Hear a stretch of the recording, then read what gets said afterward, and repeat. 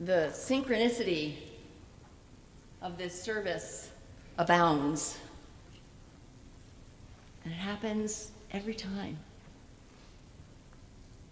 Art's journey of faith, though scheduled months ago, we didn't know what the words were exactly reinforcing what we're talking about. Ken sharing his writings with me, asking recently, had you reread this particular one, and how exactly precisely it fits. The topic of this sermon, chosen literally in the summer, when I first heard the lecture and the words I'm going to be reflecting upon, how could we have known what was going on in the world today? I also want to ask you before I begin, do you have any idea how good it is to be together? Do you have any idea how much you lift my heart and each other's? How you show up behind the scenes in ways that most never know? Appearing at people's homes and hospital beds, sending beautiful photographs of the ocean. We are blessed. And I really hope you can just let that in.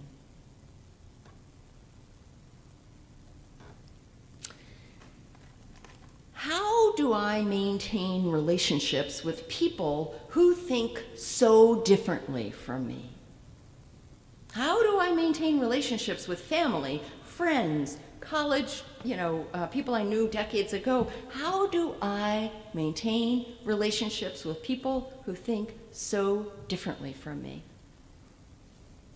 That question, with slight variations, is one of the most common questions I've been asked as a minister over the last 5 years.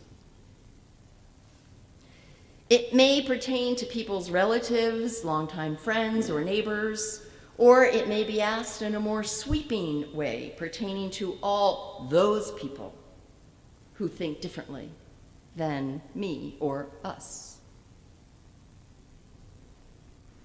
I often have felt, and I'll be careful not to speak too much extemporaneously, I have often felt afraid to respond with my true answer to that. Because that white man, and I use that only as a holding point, that perspective so prevalent in our society says, oh, you naive person. You don't understand.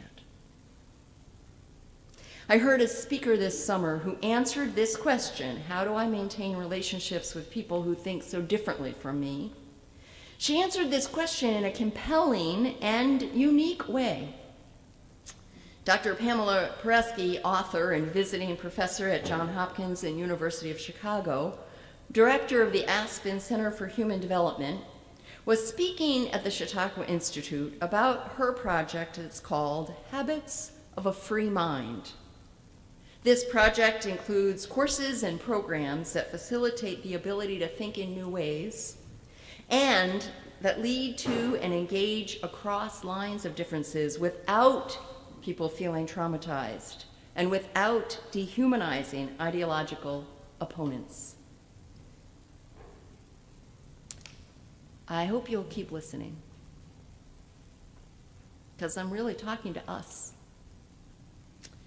Her approach to this critical concern about how do we respond or talk across differences or respond to this increasing polarization comes at this question through the lens of marriage, which, as I continue to listen to her multiple times in the recording, I realized that what she is sharing and talking about actually applies not only to marriage, as she talks about it, and of course she applies it as well to democracy and a successful democracy. It's clear to me that these same skills are needed for all relationships. Yes, marriage. Yes, democracy. Friendship. Being a part of this congregation. your workplace, your family. Presky starts by outlining the basic human needs in any relationship, and again, any of the things I've just mentioned, including a successful democracy. She says that all humans have a need to feel and be understood. We have a need to trust that in the relationship, be it a democracy, a congregation, a marriage, a friendship, a work environment, that they will be kept safe and that they will not be abandoned. Her primary work, by the way, as a scholar and a researcher and a therapist, validates these needs. And think about that. All humans need to trust they'll be kept safe. All humans need to feel appreciated and even admired.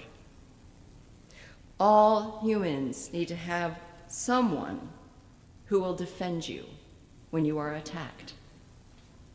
All humans need to feel like we matter and we belong. And finally, all humans navigate the tension between being responsible to the relationship that you're a part of and being free. We all seek to be understood, to feel safe, to be appreciated, again, admired. We all want to know we will not be abandoned if we speak our truth, especially when our truth deviates from the prevailing thinking of the other person or people in the relationship. We all need to feel we matter and belong, and we all need to find the balance in any relationship between meeting our own needs and meeting the needs of the other or others that are in that same relationship. We need to be sensitive to these needs both within ourselves and others for a relationship to succeed, including, as I've said, a successful democracy. Presky argues, and I agree, that we need to trust that the people, other people in the relationship, share common goals, though we may have very different ideas about how to achieve those goals. This is true at church, in marriages and friendships. The problem today when it comes to democracy is that most Americans do not trust that those people on the other side, and I will continue to put that in quotations, do not share the same goals and needs as we do. And yet research shows that we do share the same goals and needs, albeit often with very different understandings of how to get them met. I referenced this in my September In the Spirit column in the Daily News that I entitled Beyond Words. And I wrote, and will share again, the AP Press reported in June of this year on a study that was conducted by the National Opinion Research Center at the University of Chicago. This study revealed that 90% of Americans share 9 common values. 90% of Americans share the same values.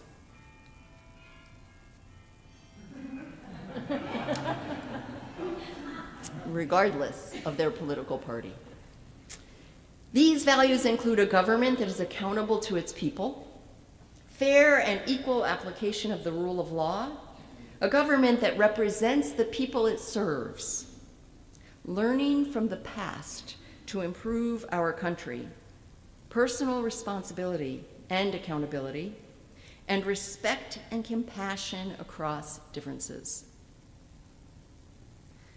The problem is, and this was in June, maybe much higher today, 33% of the people who participated in this survey do not believe that the other party or side holds those same values. Trust is fearfully low. This is not going to change as long as we believe that the goal is to be right. Our trust in one another will increase when we understand the reality of our interconnectedness, accept what that means, and then choose to listen and hear and learn and focus on our shared common values. The answer, this is still from the column this summer, the answer is not to dehumanize or demonize the other person or people, or to convince them to try to change their beliefs. It will fail. We don't have to agree or hold the same beliefs. Thinking so robs us of the gifts that arise from our differences. It is about so much more than being right. Dr. Paresky outlines 7 habits that help us develop trust, that the other side or people share our common goals, and ways of thinking that allow us to promote successful relationships and democracy. These habits of mind, I'm just going to spend a little bit on each one briefly, include a sense of calling. Why do you believe in democracy? Why are you here? Why do you do the work you do? What's your calling in your personal relationships? And then it includes commitment, not just when it's easy. It includes courage, curiosity, candor, honesty with compassion. Compromise, compassion, which by the way is the opposite of contempt. Contempt, I found this fascinating, is the #1 predictor of a failed relationship. That is absolutely studied and true. The #1 predictor of a marriage not lasting is a feeling of contempt. And if it's true in that relationship, how does that apply to democracy, for example? So again, for each of these habits, Paresky suggests a mantra or a thought that can help us strengthen the habit until, with repeated use, it becomes a virtue. The first habit of thinking around this sense of calling is to question and to ask ourselves. She says a calling is a question. How we live our lives is the answer. And the mantra that goes along with that is, you matter to me. You matter to me. In using that mantra, we remind ourselves when faced with difficult situations that our calling to be in the relationship, to be a part of the organization, to join with others, that matters. And thus, the other people matter too. Again, why am I trying to work this out with Uncle Jimmy? Because family matters to me. Why does it matter that I stay in relationship with longtime friends who have such different viewpoints than me? Because friendship matters. Because democracy matters. Because our congregation matters, because you matter. Thus, commitment is the second habit of this free mind. After we make a decision to follow a call, we need to make a commitment to it. And the mantra for that is, how will we solve our problems together? This can be a difficult one in the face of perceived conflict because human instinct is to fight, flee, freeze, try to please. Honoring our commitment means we stay. Of course, and I need to say this, it assumes the relationship is a safe relationship to be in. The next habit is courage, with the mantra of, you can count on me. It takes courage to show up, to have someone's back, to support them in speaking their truth, which leads to the habit of curiosity, which requires us to listen, not just for what we want to hear, but for what the other person is actually saying. Listening, Paresky says, is a primitive act of love. Listening is not debate. Curiosity has two mantras, which I really use and admire. And the first one is, when we're curious, is we ask ourselves, what am I missing? Because we know we will, by human nature, want to hear what we want to hear. A simple way to test that out is to confirm with the person or people what you're understanding them to say and hear what they respond, which is often, no, that's not what I said. And the second question is, what's the story I'm telling myself? As you're listening to this other person or people or on the news, what's your story? This strengthens self-awareness and reflection, both of which are essential for healthy relationships. And then from curiosity, we can move into candor or honesty with consideration.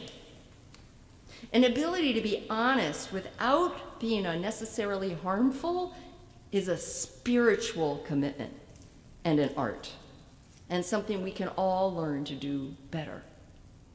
The mantra for candor with consideration is, I choose my words with care.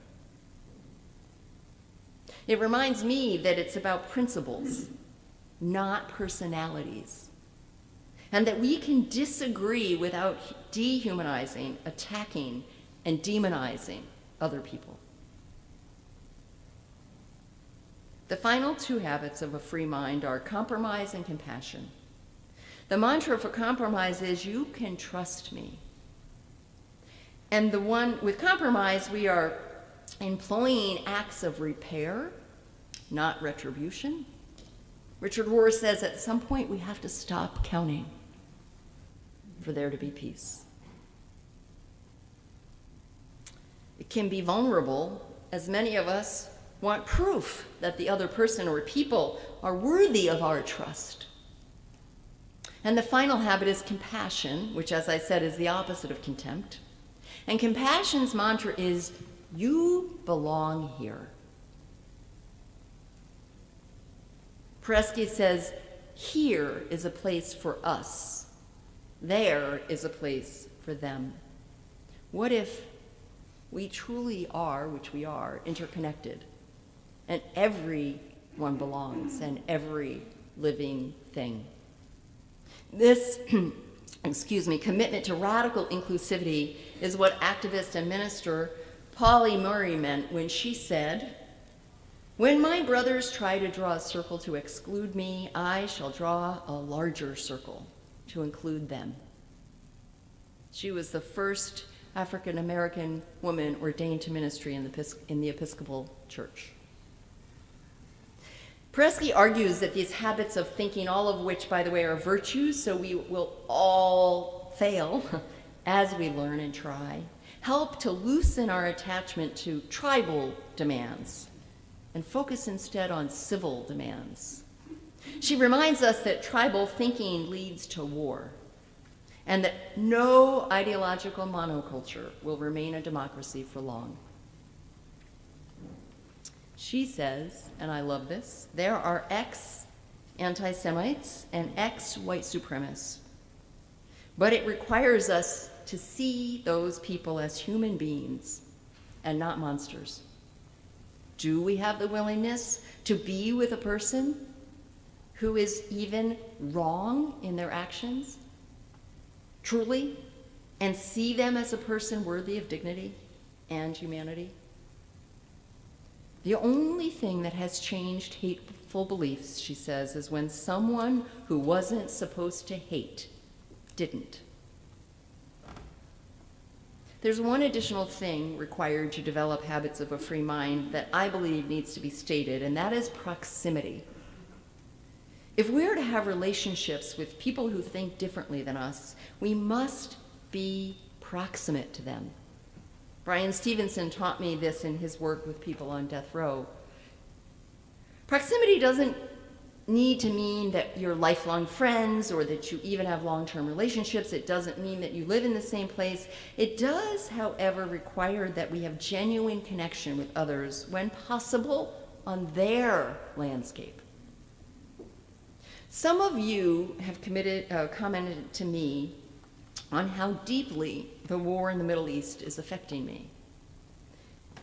I'll be honest, I wasn't necessarily knowing that that sort of emanated from me.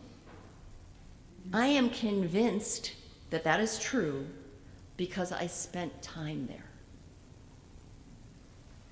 I slept in people's homes, in both sides. I heard their stories, their understanding, their narrative. We stayed with families in the Holy Land, including the West Bank. These people fed us when they had little food and let us use their phones to call home. This war is particularly close to me because I have faces that belong to what's happening. I know we can't all do things like that. I was very privileged in seminary to have to do that. But there are things we can do. We can listen to tapes and recordings and podcasts and read writings by people in their words, their voices. Back to our banned books. We can listen to their music. Look at pictures of the people, not on the nightly news, but where they're simply being people.